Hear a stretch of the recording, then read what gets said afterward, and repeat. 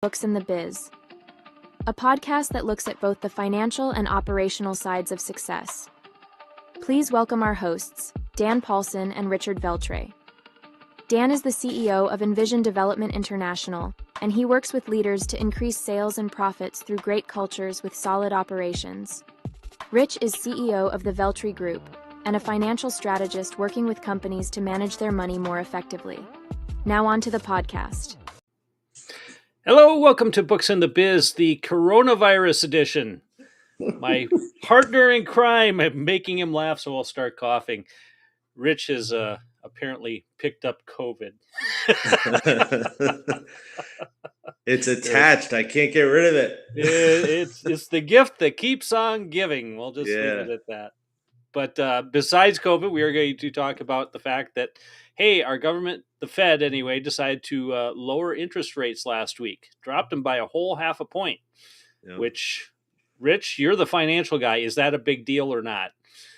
It sure can be. I think that there's probably a lot of people out there who are kind of sitting there saying, well, they dropped a half a point. And like, so what? And the thing is, a lot of interest rates were already coming down in anticipation that they were going to lower the rate. So you were already getting some of the effects of a lower interest rate, and you probably didn't even know it. So there wasn't a whole bunch of, at least the way I saw it, and people can tell me if I'm wrong, but I saw it as a little bit less of a fanfare that I was expecting because interest rates had already been coming down. Mortgage rates had already come down. They were all anticipating already that this was happening. The exciting part, I guess it's an exciting part, is that not only did they announce that they were coming down a half a point, I think they said another half a point by the end of the year and then a point over the course of 2025. I think that was at least the, look, this is the prediction that's coming out, but it seems to be a little bit more, authentic than everybody just assuming what's going to happen. It seems to be like this is the plan. So it is a big deal. I mean, but I think, and I'll throw this out for us to discuss, right? But I think for me, I've had so many things with this economy that's going on now that's not like anything else I've seen in my career, that I'm kind of looking at it and saying, well, maybe this is a study point. Maybe this is, we'll see what happens and then see what the result really is, because, you feel like you should be excited, right? Like, I bought my house and the house was 7.5%. Now there's an opportunity to lower, based on interest rate. Yep. Well, let's talk about that, because, part of what I titled this, besides the interest rate going down, was, are we out of recession? Mm-hmm. Well, I asked the all-powerful God of Google that very question. And Google says we were never in a recession. And to be honest, I don't know if we were or we weren't. Mm-hmm. I would say there still are a lot of indicators that we were or we are. Probably one of the leading indicators that is not showing signs of that really has been unemployment. Yeah. Unemployment for the most part has held strong, with the exception, well, we got to be careful of that, because then they adjusted the numbers because they magically found 800,000 people who weren't working. And that changed everything. But still, it was relatively strong until recently. We've kind of seen it tail off or increase, depending upon how you want to look at it. Also, you look at inflation. Inflation's gone up. Cost of materials has gone up. Labor costs have gone up. There's a lot of other signs that would normally say that, yes, we have been in a recession, maybe not a real serious one, but we've been in something. Because, I mean, Rich, you know this as much as I do. The reason for raising and lowering interest rates is, in essence, to either avoid or slow a recession. I don't think they ever avoid it. They might slow it, but then usually they get too carried away, and then that pushes us into a recession anyway. Backing off gives the feel that maybe things are easing up, or they're trying to prevent a recession from going deeper. The other thing I think we need to talk about is what's really been the political ramifications of this. We are in an election year. Yeah. Don't care which side you're on. if you want to make the economy look good, you try to do things to make the economy look good. Yeah. So part of that would be, lowering interest rates. So, 6 weeks before election time? Yeah. I think it bothers me the fast, really quick, short term tweaking that like helps somebody out. What's the long term effect, right? Exactly. Give me the idea of what the long term effect is, because the thing is, and I don't want to go on my political soapbox, but I'm going to do it anyway. For it. um, It's that time of you year. know, the fact of the matter is, look, everything they do, if there is an effect, it's a short term effect, but it's going to come back and bite somebody at some point. The American people are not stupid. Okay, as a collective, we are not stupid. We get it. Okay, if you say to people, we have to do this because over the long term, this is what's going to happen. And the minute that it actually does happen and it turns out, then people trust you more.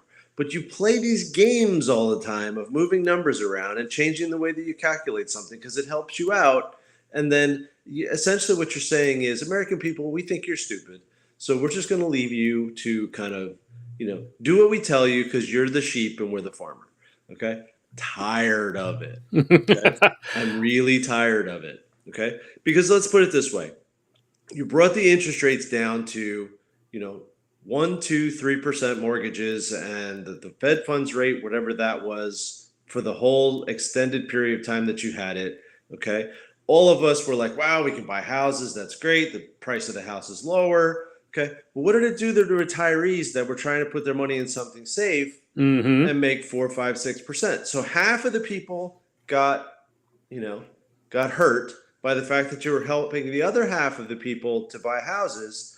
And now what are you doing? Now you're coming back and saying, well, the interest rate goes back to 7%. If you ask me, 7% is a reasonable middle number. Do I like that I have to pay 7%? Not really, but I'm not going to grumble about it because I'm not paying the 18% that you and I talked about a few weeks ago Yeah. that our parents may have paid when they bought a house 30 years ago. So there's balance. Where's the balance? Somebody's got to find me a balance and make me understand it. Well, I'd So like to say that there is balance, but I think we tend to work things out of balance. I mean, you're right, 7%. I look at the first mortgage I had, I was at 8%. I thought that was pretty good at the time. And then, of course, mhm, interest rates started dropping, and I was able to get less and less and finally settled in somewhere around 3%, I think it was. yeah, The problem is we've had, I'll call it free money, because if you're paying 2 to 3% interest on something, it's basically free money. yeah, For so long, you've adjusted your other spending habits because you've had more money in your pocket because you're spending less money on interest on major purchases. yep, Now things shift back. Well, again, if you're locked in at 3% and you're in a 30-year mortgage and you don't plan on moving, some things don't change. But cost of food has gone up, cost of gas has gone up, mhm, other expenses have gone up, and that's in turn impacted you. Um, on the business side of things, talking with businesses right now, some businesses are doing extremely well. I don't know if I announced it on here, but I did a survey a couple months ago, and I'm putting together and building a report off of it and doing the research on it. And for the most part, businesses seem to have weathered the last year pretty well. They're either at or above where they were at income wise. But there's other things when you start looking into what was said and into some of the data, that inflation has taken a hit. It has influenced buying decisions. It has influenced their ability to grow. There was one client I talked with that for the first time, and he's in construction, for the first time in several years, they've had to go out and do bid work. Usually the work was just coming to them. They were yeah, just taking orders. Now they're actually having to go out because certain projects have been pushed off or are not going through because, again, interest rates, what cash flowed, at 3% doesn't cash flow at 7 or 8%. So it's changing how much building is going on. Um, I see a lot of that happening. I see things in manufacturing starting to ease a little bit. There, Hmm. some companies, again, if they have certain parts that are needed, they're still growing strong. But there are other companies that are starting to see those sales taper off or level out, and that too is a concern. So, are we in a recession? Don't know, but Yeah. there's definitely a wave of volatility that's happening right now that I don't think has been the case prior to the last couple of years. I see it the same way, and I'm a little worried because I don't want to sit there and tell people I know what's going to happen because I've seen this before, right? We're And supposed to make those predictions, Rich. That's why I, people listen to us. I know, right? CFO is supposed to be looking forward. He's supposed to be using all the data he has, and he's looking forward. And I'm looking forward, going, I don't really know, because think about it, right? Normally, you would sit there and you would say, okay, uh, interest rates go up, and when interest rates go up, the housing market slows down Yep. because fewer people can buy the houses at the higher price. That didn't happen. No. It Same didn't with happen. cars. Really, until And recently, homes and cars, you could keep raising the price and people kept buying. and they kept buying. And So I don't know so what they were buying with, but they kept buying. so So, now the prediction becomes, well, the interest rates will come down, right? mm-hmm. And the market will start to stabilize. And the funny part though is now there's certain people who are saying, no, you know what it's going to do? It's going to cause the prices to go up again Mm-hmm. because the demand that's been pent up is now seeing the opportunity that they can go buy. So if there's somebody who wants to sell a house, they can do it and they can still do it at the higher price. So you're going to keep the market up. It's unheard of. Like Mm-hmm. it doesn't I can't go back in my history and say now I lived in the same house for 20 some years, so I didn't really follow the real estate market all that well. But I did, to a certain extent follow value because everybody wants to know, well, what's my house worth? Right? And I can't necessarily tell you that they're wrong. I can't tell you, well, housing prices are going to come down now. No, because it seems to have flip flopped, and maybe there's a lot of realtors who want to call in and discuss it with me, or you and me, or Yep. however, right? But I think the market is kind of weird. I don't have a better word for it. It's a little off. I don't know what to sit there and say this is what's going to happen. So if I can't do that on something that's that big, it's like a one-time purchase.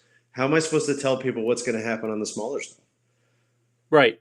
Well, and there are some kind of predictors with that, if you will. So Hmm. let's take the real estate example. Yep. Big problem with the real estate is there's a shortage of inventory. We don't have enough homes or apartments to fill the needs that we have. Okay, well, then the argument is, well, why don't you build some more apartment buildings? Okay, good idea. Now let's go back to the interest rates again. If we're hovering around 7 or 8%, what it's probably going to cost to borrow to build a multi-unit apartment complex, Hmm.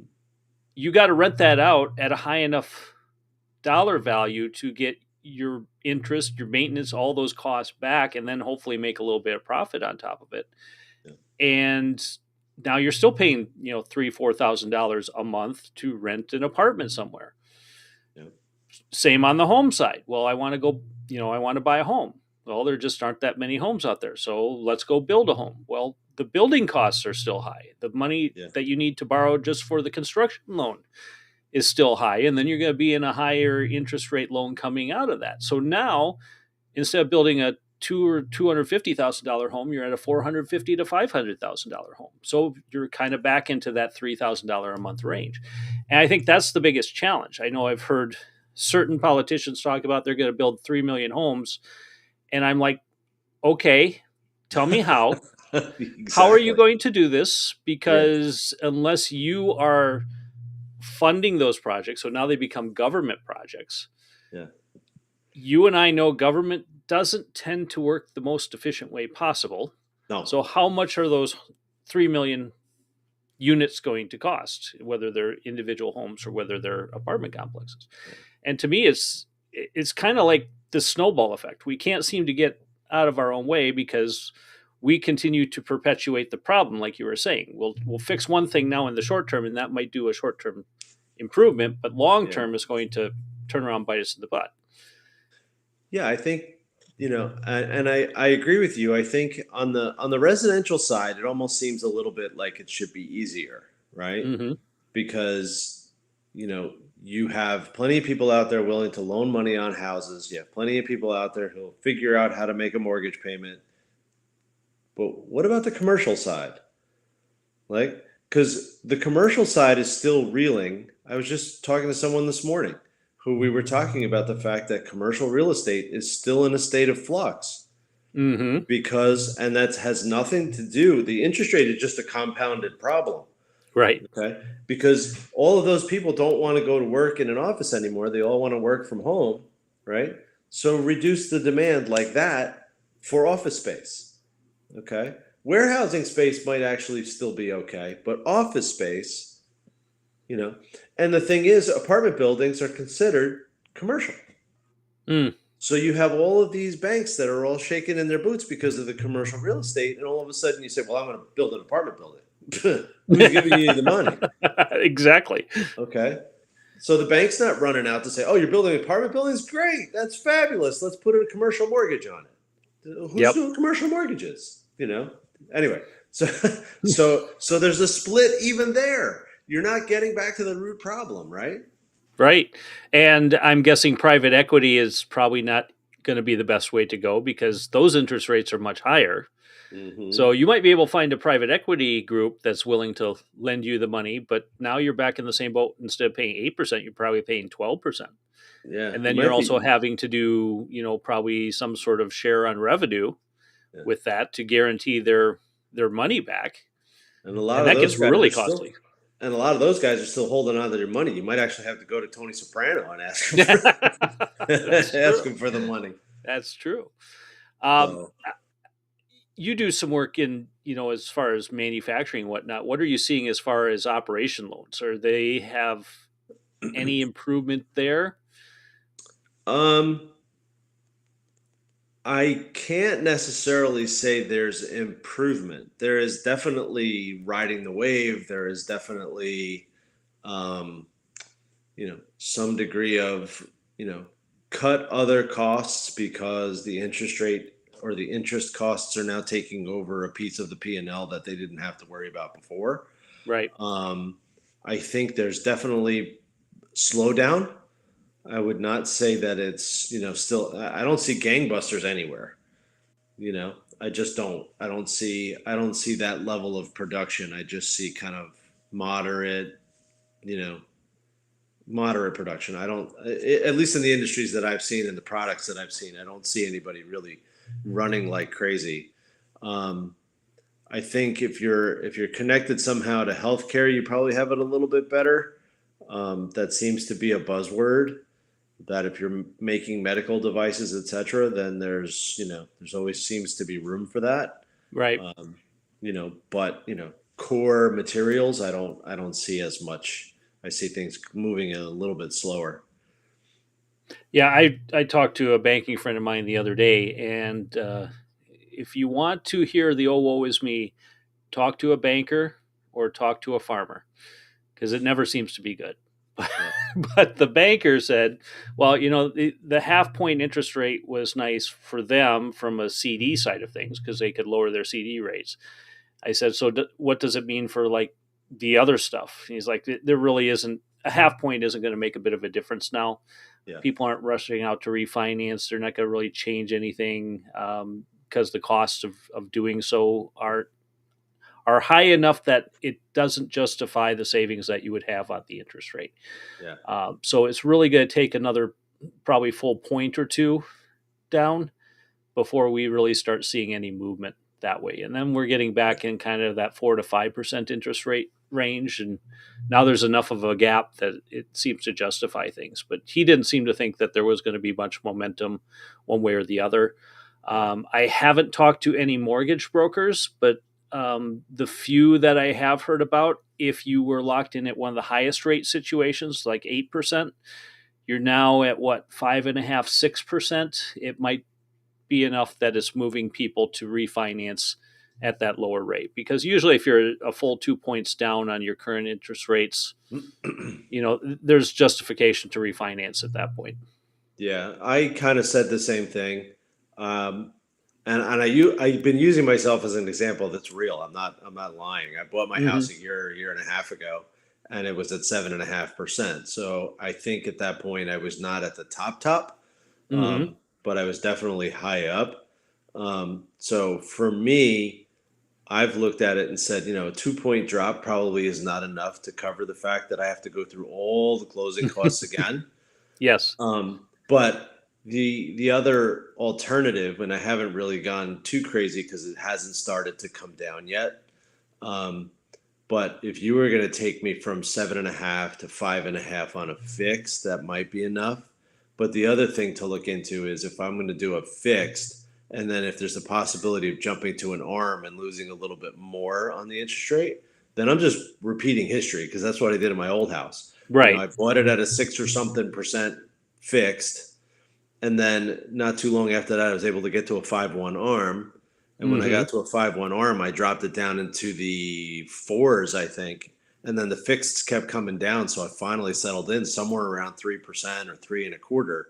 And I said, Right. just give me a fix and I don't ever want to talk about it again. And because I had dropped enough, I went from a 30-year to a 15-year, and I was paying that house off like it was nothing. So I'm looking for Yeah. this saying, okay, you know what? Let's repeat history here. I'll start out a little bit high. I got the house that I want for the rest of my life. Let's just work on how do we get rid of that mortgage so that, when I get to a retirement age, if there is one, if I get to a retirement age, then maybe I just have to work to pay the real estate taxes in Jersey, you know, Which then is it like a kind of made mortgage in and of sense. itself. Yeah, exactly. Exactly. Curious last question for you. I think this is the Sure. last question anyway. But I was thinking about it as we were talking about interest rates, and I said, it's kind of funny. At this point, interest rates went up so much to try to help the individuals, right? Right. Interest rates went up to try to, stop inflation. But when I think about it, the IRS rates, interest rates on stuff that is, not paid on time is all keyed Mm-hmm. off of those same rates, and the US debt is calculated on the same rates. Yes. So when we raise rates like we did for the last few years, what did we do to the economy? That's a Because good question. because the US budget, there was a while there where they were saying 30 or 40% of all money that we put into the US government is going to pay all the debt that they have. Right. Right. So what number, I haven't heard that number in a little while. And I wonder if that's here we go, conspiracy theory. What, right? Is that number been hidden? Because, what now are we paying? All the taxes we're paying right now, are they now going to pay, 50%? Is 50% of all of our dollars going to pay for the debt that all these guys don't have control over? So I don't know. The last number I heard, and I apologize, I don't have that information up, but I No. thought in one article I read, the U.S. government collects $5 trillion in taxes across the board. Uh-huh. We spend just on interest in a year now $1 trillion in interest.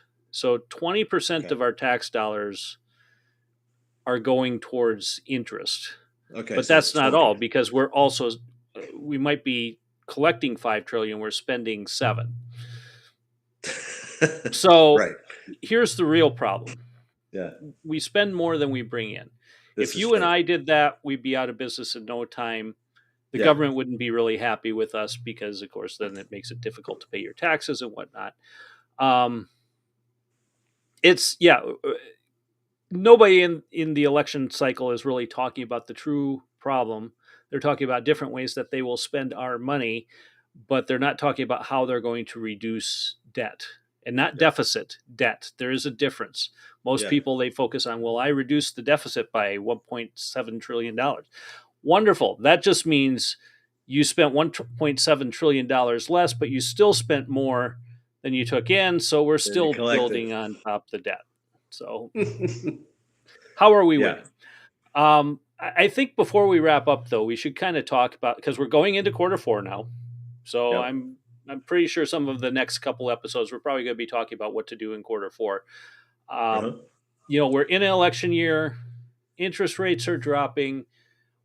What are you advising people? And this is not, you have not hired us. Do not use our advice.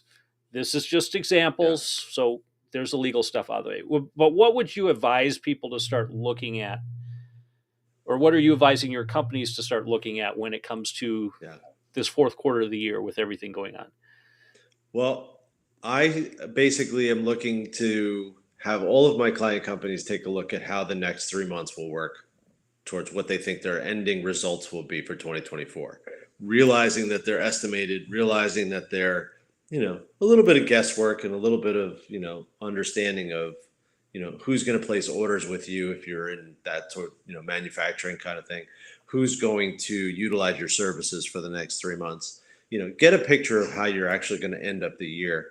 And smaller companies are going to focus that on, well, what are my taxes going to be? And the middle or small or bigger companies, I think you have to start looking at, regardless of who the election is, because we've said this before, it really doesn't have a big impact.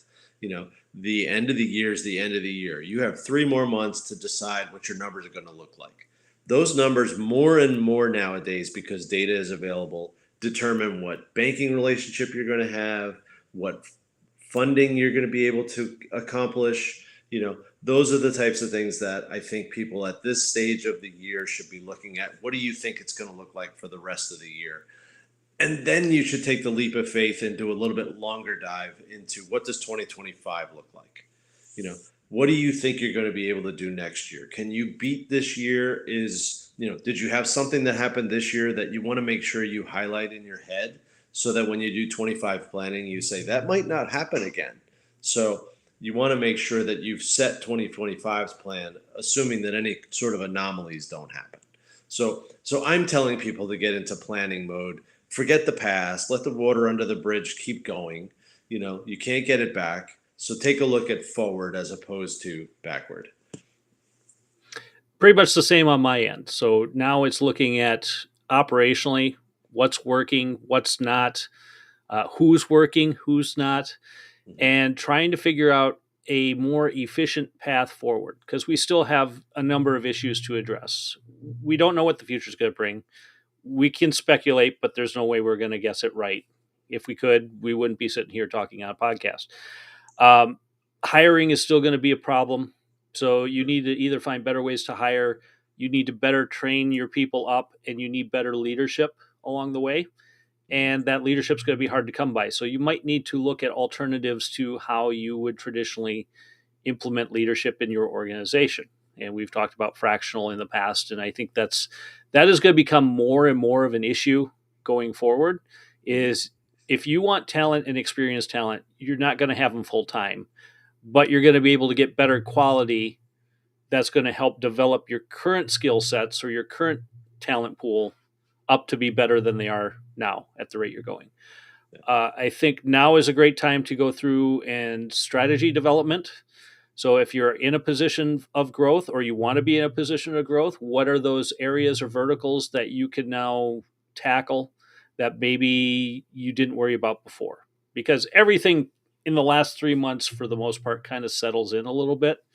The election's going to kind of stir things up a little bit more than normal, maybe, but really, again, it's not going to make that much of a difference. Mhm. So take the advantage of the time right now to get your ducks in a row and make sure that you are best set. So when the next tax year rolls around, you're already implementing tactics that are going to get you to where you want to be. Good advice. Excellent. All right. Well, I think that takes care of it for today. Um, you get better, and hopefully you didn't cough as much. No, I So didn't do too you bad. Didn't job do too bad. keeping it out, or you didn't cough as much as you thought you were going to. So, Yeah. I had my but you finger get on the better. mute button. I had my finger on the mute button. You're ready to go. Ready to go. We need that 4 second delay so you can just cut out right there. But anyway, we will see you next week, Rich, and get better, and we will talk about something new and exciting then. All right. Sounds good. All right. Take care. All right, take care, Dan.